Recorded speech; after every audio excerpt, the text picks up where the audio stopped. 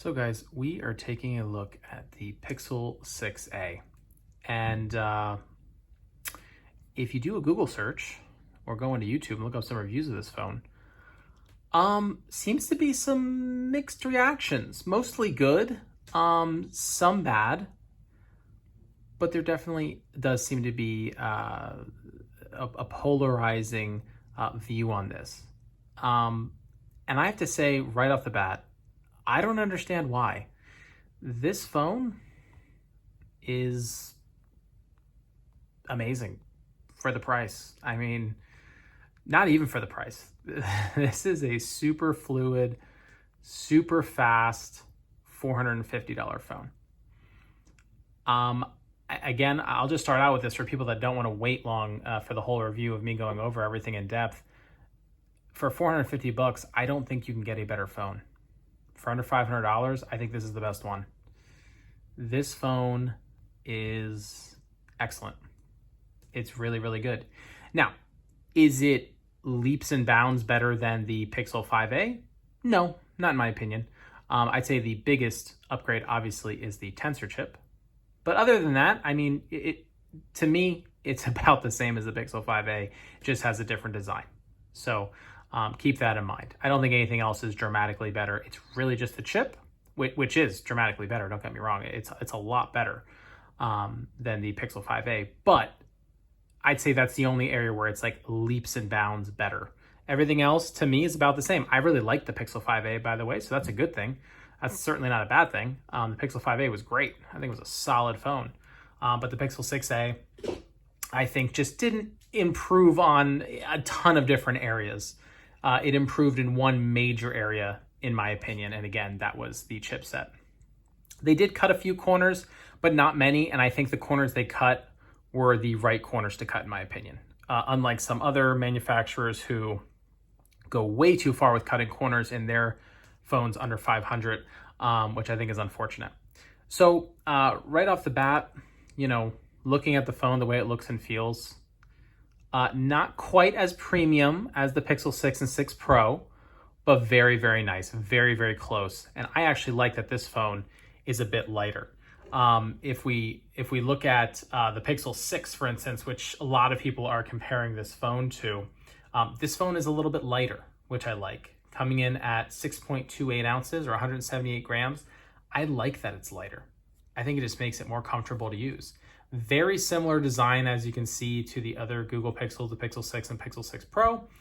Just has a bit of a flatter camera bar there, and only two cameras that are kind of a little bit of a different design there with the 6As, if you can see the little ovally looking cutout there, and a flash. But very, very similar. I mean, you're not going to mistake this for anything else. It looks like a Pixel phone. And I like that. I like that Google now has their new look. And it's a cool look, in my opinion. I actually really like it. If we're looking around all aspects of the phone here, the screen is a 6.1-inch AMOLED screen. It has HDR.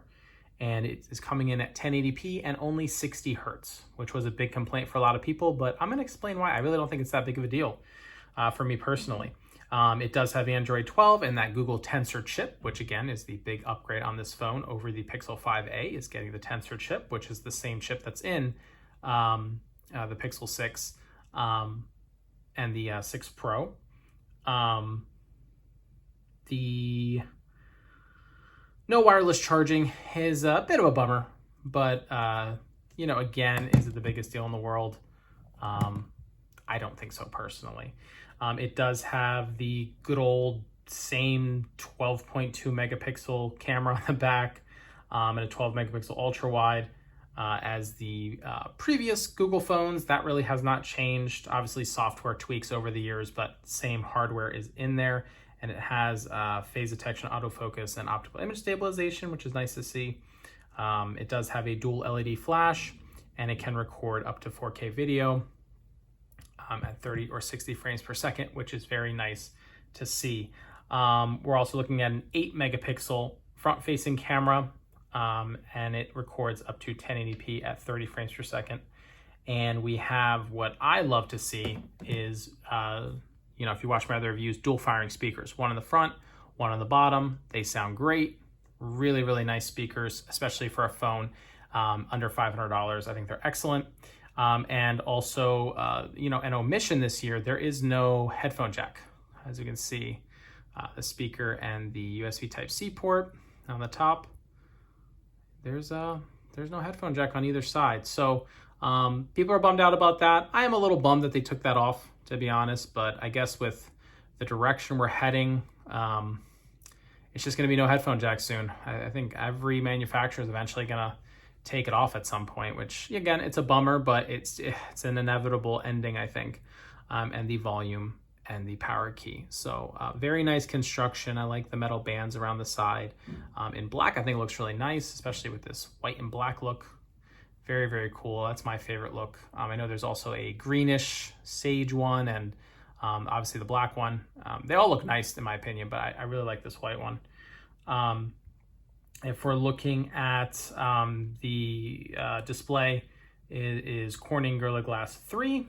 So you're not getting, the top Victus or anything, or even, any of the more recent Gorilla Glass coatings, but it's still perfectly fine in my opinion for a mid-range phone like this.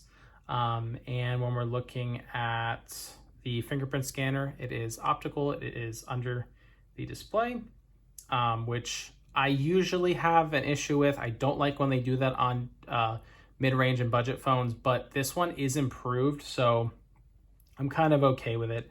I think it's not as big of a deal as some of the other Pixel phones, which I will talk about, and I'll show you guys that I do actually think they improved it. And of course, this phone does come with 6 gigs of RAM and 128 gigabytes of storage. So not too bad as far as the specs are concerned. I'm pretty happy with that. Now, just using the phone, right? There's a lot of people that were complaining about this phone being only 60 hertz. I don't know what they're talking about. Honestly, I've used a lot of phones, 120 hertz, 144 hertz, 90 hertz, 60 hertz. For me personally, it depends on the manufacturer. It depends on who's making the phone. Because if I'm using an Apple iPhone with 60 hertz, it looks perfectly fine to me. It's very smooth. Everything opens quickly. It's not that big of a deal. If I'm using a Pixel, 60 hertz is fine to me. Everything is so unbelievably smooth. Google did a great job. It's just very, very buttery smooth. Everything opens super quickly. All the animations, super nice. I mean, I don't know what people are complaining about. Nothing feels slow. You have MKBHD and some others talking about the 60 hertz, but I don't get it. I really don't know what they're talking about, because when I read their reviews and watched them, I was thinking, I'm kind of scared, because I had ordered the Pixel 6a and I was like a little worried, like, am I going to be bummed out when I get it? Because I was pretty excited for it. And the minute I started just opening things up and, just using the phone, I was like, everything seems super fast, super smooth.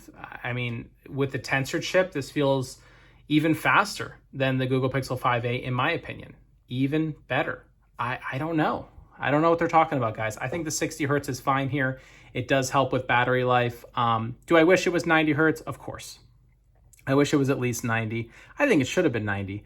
But after using it, I don't mind at all that it's 60 hertz, because it's just so smooth. It looks awesome. If you guys use a phone like the Samsung Galaxy A53, which has 120 hertz, the Samsung A53 looks terrible. It's choppy, it's stuttery, frame drops, it looks horrible. I would much rather have this 60 hertz display than the 120 on the A53. And you'll notice in other people's reviews, they'll keep talking about the A53 and saying, oh, look, the Samsung A53 has 120 hertz. Why didn't Google put 60 hertz in this? The A53 is better. No, it's not. The A53 is not even a little bit better than this phone in any capacity. The A53, I think, is a worse phone completely overall. This is the much, much, much better phone. I don't know what people are talking about. I almost wonder when people recommend the A53 over this, or say there's things better about the A53 than this, I almost wonder if they even use the A53 day-to-day like I did. I used it as my daily driver, and I was so frustrated with it. Now, I'm not trying to harp on the A53 so much, but I'm just trying to point out that the 60 hertz, not a big deal. it looks really good. If you're worried about that, don't be worried about it. I think it looks great. If you had a Pixel 5a, I think this is even better. Even better, even smoother. Everything opens faster. I mean, you're getting the Tensor chip. You're getting the flagship chip from Google. It's, obviously it had to work out some stuff in the beginning when Google launched the 6 and 6 Pro, but I think it's really, really good. Now, if we're talking about the speakers, which I mentioned, I think sound fantastic. Let's go to my channel. Click on a video here. Work quite as good. And this is the Nord N20 review that I did, which also was a pretty good budget phone. I mean, not fantastic, but pretty good.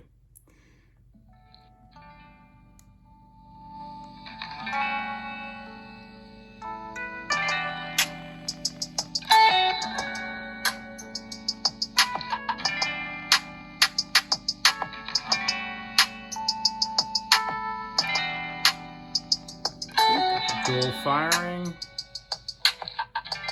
Still hear it out the top. So, sounds very, very good. Very full sounding. Great speakers for the price. I really, really like them. I love when, even though the phone is under $500, you're still getting a premium feature like that with the dual firing speakers, which I don't even think should be a premium feature. That should just be on all phones, in my opinion. If you want to put lesser quality speakers in the budget phones and the mid-range phones, I'm fine with that, but I still think there should be one on the bottom and one on the top. I think all phones should have that, but that's just my opinion. And I'm probably not going to get to have that on all the phones, but I would prefer it. And especially since older budget and mid-range phones did have dual firing speakers. So I feel like all of a sudden they've moved away from it, but I think it should bring it back to the lower end phones. But this phone does not feel like a low end phone. It doesn't feel like a mid-range phone. Honestly, this feels like a flagship in every single way. It's really, really good. Now, if we're looking at those cameras, which again are kind of the same as before, and people are kind of a little bummed about that, but I'm not bummed at all because they're excellent. Just really, really, really good. Super fast to take pictures, the shutter speed. I mean, and it's a Pixel, man. It takes excellent photos. They are so, so good. The 12 megapixel regular and ultra wide, they're killer. I mean, the only thing I wish it had was a macro mode or some kind of macro functionality built into the ultra wide or something like that would have been nice, because you really, you can't get super close, and it'll tell you move back to improve focus, because it just can't focus, closely on anything. So you got to kind of, let's see what's too close, about right there. We'll let you take a picture, and it's still not perfect. So that bums me out a little bit, but a little workaround that I've found is going to the 2x digital zoom. Let's see, where is it going to tell me to, okay, so it tells me to back up right there, and it's not telling me anymore. So you can get pretty close with the 2x digital zoom, and it doesn't look bad. It's kind of a mock macro mode, but not as good as the Samsung phones. Like the S22 line, if you use the optical, the 3x telephoto, and you do a macro shot, it's incredible. It lets you get so close. It's so good. This is obviously digital zoom, so not quite as good, but it's pretty good digital zoom, compared to other phones with digital zoom. I'd say this is one of the better ones. It's Google does a good job. They don't let you zoom in too far, 7x, but if you keep it at just 2x, not too bad. I wouldn't go any further, maybe 3 or 4, but the full 7x is not very good. And I'll show you guys an example of that in the photo samples. Video recording up to 4K looks very good to me. I've heard about overheating issues with the 4K. I guess I just don't record 4K video for that long. If I'm going to record 4K, it's going to be for under a minute. I don't record super long videos, so I haven't had that issue. I've actually had no issues with overheating whatsoever with this phone. So again, that's my personal experience. I've had no issues with that. I've pretty much had no issues with the phone at all. It really just has been great. And the night sight and the portrait also work really well. I think Google did a great job again. I mean, astrophotography, everything's great. I really like what they offer, and it hasn't changed much, and that's okay. I mean, they added the magic eraser now on the 6A, which is nice. So you get that from the from the flagship phones. You know, there's a couple of the features that trickle down, which I like to see, because at least it's somewhat of an upgrade over the 5A, other than just a design change. But what I'll do, guys, is I will show you some of the photo samples now, and you can take a look and see for yourselves.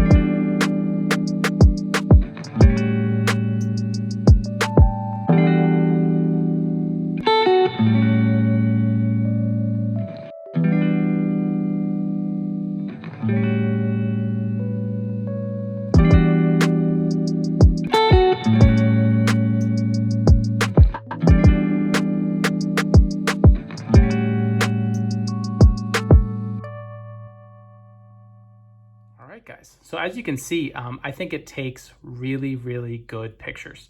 I'm talking, you know, just as good, in my opinion, as the 6 and 6 Pro. If we go and, you know, take a look at some of these, it takes good shots. It takes really, really beautiful pictures. Well done, Google. I can't tell much of a difference. Like, obviously the 6 and 6 Pro have the 50 megapixel camera, but you can't go into the 50 megapixel mode, which is really stupid. So what's the point of the 50 megapixel camera if you're not going to allow me to take high-res photos? I think it's a waste. I know people will argue, well, there's other reasons to have a 50 megapixel camera. It's better with low light shots, blah, blah, blah. I don't care. I want the 50 megapixel mode. And it frustrates me that the Pixel 6 and 6 Pro did not offer that. So I hope that Google changes their mind on that, because that's a feature I'd like to see, and I know a lot of other people would like to see it. But this phone takes great pictures as is. You know, it really, really does. Very, very sharp, contrasty, you know, the typical, you know, Pixel look. The HDR is great. It takes really, really good pictures. The night sight's great. The astrophotography is great. I love it. I love it. I have no complaints with this phone as far as the camera is concerned, and I think the video camera is also great. Well done, Google, again, for making a solid point and shoot that everyone's gonna love. It just takes really, really, really solid shots. Comparable to most of the flagships, in my opinion, comparable to the 6 and 6 Pro, Google Pixel 6 and 6 Pro. I mean, for $450, I don't think you can beat this camera. I really don't. I think the S21 FE is a little more expensive and also has very good cameras. I really like the S21 FE's cameras. I think Samsung did a great job with that phone. But I think more people are going to be happy with the Pixel. I just think it's easier to take really good pictures with this. Google has ironed out all the kinks. They work software magic, and it's really, really good. As far as touch sensitivity, the vibration motor, all very good. As far as the fingerprint scanner, you know, much improved in my opinion. I've had very few issues with it. We're on the 6 and 6 Pro. I had so many issues. I couldn't keep the phone. I could not keep my Pixel 6 because the fingerprint scanner would not register my thumb like half the time. And it was really annoying, especially if I was at work and my hands got a little bit dirty. It would not work. This one I think works fantastic. I know there's people having issues with other fingerprints opening it. You know, I don't know. I only registered my thumbs, so those are the only ones that work. Again, if other people are having issues that I'm not personally having, I mean, it is what it is. I can only review the phone that I have. You know what I mean? I can only tell you guys the experiences that I'm having, and the phone's been great. No overheating issues, no fingerprint scanner issues. It's still not the best fingerprint scanner, by the way. I still wish they'd put it on the back. It would just be flawless. This isn't perfect, but it is better. It's certainly not the fastest, but they did improve it a little bit, and I appreciate that. For me personally, I know that's subjective. Everyone's has a different experience with a fingerprint scanner, but I think that they just did a really good job, guys. As far as the battery is concerned, I'm getting easily 6 to 7 hours on it. Maybe you can get more if you are a little more careful, but I think 6 to 7 hours of battery life is pretty dang good. It's maybe not as good as some of the top flagships and some of the iPhones, of course, which have insane battery life. But I think 6 to 7 is respectable. Maybe on a heavier day, you might be closer to 5.5, 6. But I'm going to safely say you should be able to get 6 to 7 hours of screen on time with this without too much of an issue. Again, no 90 hertz or 120 hertz, but I don't think that's a big deal. I think this screen looks really, really nice. Very nice AMOLED screen. You can check out Tim Thomas here. Blacks are really, obviously it's an AMOLED, it looks great. Colors pop. Viewing angles are very good. Outside visibility, good. Not the best. Again, not the brightest screen on the face of the earth. It's not going to compare to the top flagships, but it is bright enough that you can see it outside. What else is there, guys? Battery's good. Screen's really nice. Cameras are fantastic. The Tensor chip has been great for me. I've had no issues. You're getting such a good chip in here. I just have no flaws really with this phone for this price. Do I wish I had a headphone jack? Sure, that'd be nice, but I don't really view that as a flaw because everyone's taking that off now. Do I wish I had wireless charging? Sure, but I don't really care because I don't use wireless charging that much personally. I've had no overheating issues. I've had no fingerprint issues like other people have. It's been really good for me.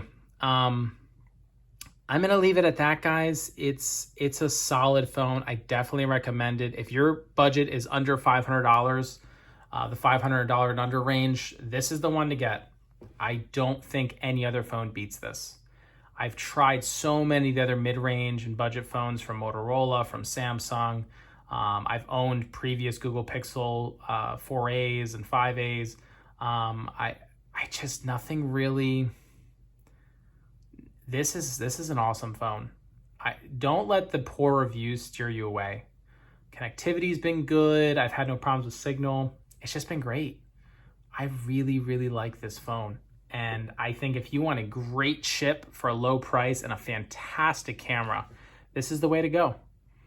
I'd say I definitely recommend the Google Pixel 6a in the 500 and under club. This is the one to get. All right, guys, if you have any questions, let me know. Please leave any comments below. Please subscribe and like the video. And let me know if there's any comparisons you'd like to see in the future. But that's all for me, guys. I'll see you later.